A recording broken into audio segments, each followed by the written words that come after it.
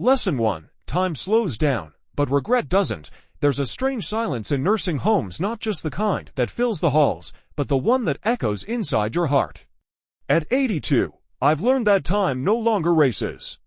It limps, but regret still runs, fast. It keeps you up at night. Looking around at my fellow residents, I noticed how many of us carry quiet sorrow, not because of what we did, but what we never dared to do.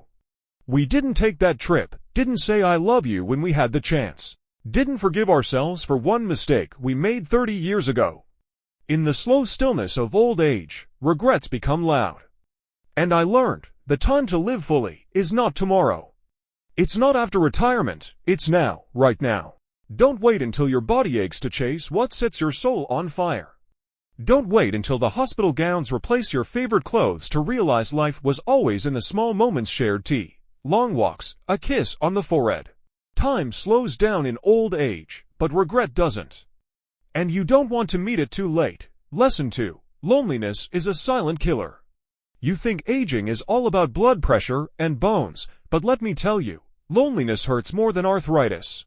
I saw it in the eyes of the woman across my dining table. She hadn't had a visitor in 9 months. She smiled every day, but her eyes were pleading. The truth is, the older we get, the more invisible we become. People stop calling. Birthdays become quiet. You start asking yourself, did I matter? And so, I learned, the cure to aging isn't youth, it's connection, a hand to hold. A phone call, a voice that says, I'm here. Loneliness doesn't knock, it seeps in slowly, like a fog, until you forget what it felt like to be held. If you love someone who's aging, show up. Don't assume they're fine. And if you're the one growing older, reach out, make a friend, start the conversation. Because the worst part of aging isn't death. It's disappearing while you're still alive. Lesson 3. Dignity is fragile, but it's everything. When I first arrived at the nursing home, I felt like I had traded freedom for care. Someone else now decided when I would eat, bathe, or take my medication. For the first time in my life, I felt helpless. It crushed my pride. But that's when I realized dignity doesn't live in independence. It lives in how we treat each other when we're vulnerable. I saw nurses who spoke softly, even when residents didn't understand. I saw caregivers kneel down to our level, offering blankets like it was a gift, not a chore. That's dignity. We all crave it at 8 or 80. Aging strips away layers. It takes your strength, your titles, even your privacy, but never let it take your dignity. And never take someone else's. Kindness is power. Lesson 4. It's never too late to forgive, especially yourself. One evening, I sat beside a woman named Agnes. She was 90. Her hand shook as she told me the story of her estranged daughter. 40 years of silence. Her voice cracked as she said, I was too proud. Now she's gone. That night, I couldn't sleep. Because I'd had things I hadn't forgiven, mostly myself. Here's what I've learned. Aging brings clarity. You suddenly realize what mattered and what didn't. You remember things you said out of fear, choices you made out of anger. But the soul has a gentle way of healing. When we let go, forgiveness isn't a gift you give someone else. It's what you give yourself to breathe again. So if you're holding pain, resentment, or shame, release it. You don't have to carry it into your final chapters. It's never too late to forgive. Lesson 5. Life shrinks if you stop being curious.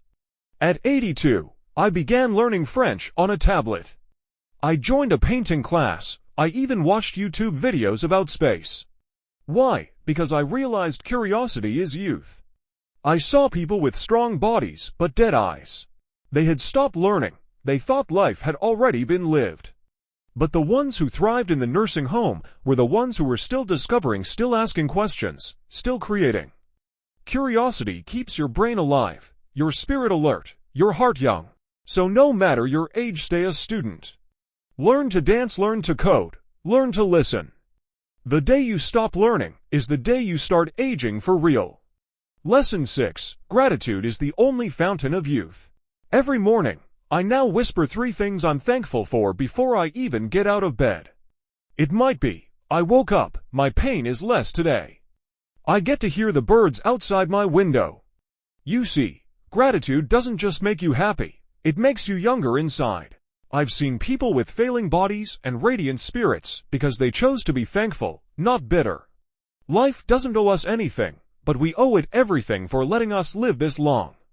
For giving us stories, wisdom, and love. Don't wait for perfect moments. Practice gratitude now. It's the secret serum no doctor can prescribe. Lesson 7. Aging is inevitable, but how you age is your choice. If I've learned anything after a year in this nursing home, it's this: you can't control how your body changes. But you can control how your heart does. You can age with bitterness or with grace. You can see every wrinkle as a wound or as a story. You can cling to what's gone or open to what's still possible. I may need help getting up, but I still rise. I may forget a name, but I never forget how to love. Aging is not the end. It's the unfolding. You are not fading. You are refining, and if you're lucky enough to grow old, grow wise, grow kind, grow bold, because this final chapter might just be your most powerful one yet. Lesson 8. The kindness of strangers can heal old wounds. In the nursing home, I expected to feel alone. But I met people, caregivers, nurses, even fellow residents who showed me more kindness than I ever expected. One nurse held my hand on a difficult night without saying a word. Another resident offered me half of her biscuit just because I looked tired. These small gestures reminded me that kindness doesn't always come from family or friends. It often comes from those who owe you nothing. That, in itself, is healing. Lesson 9. Memories are your most precious possession. At 82, your physical possessions start to mean less. But your memories, those live forever in your soul.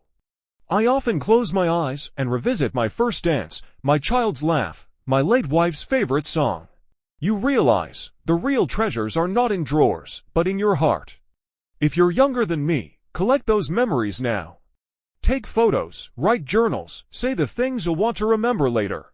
Lesson 10. Silence isn't emptiness, it's a mirror.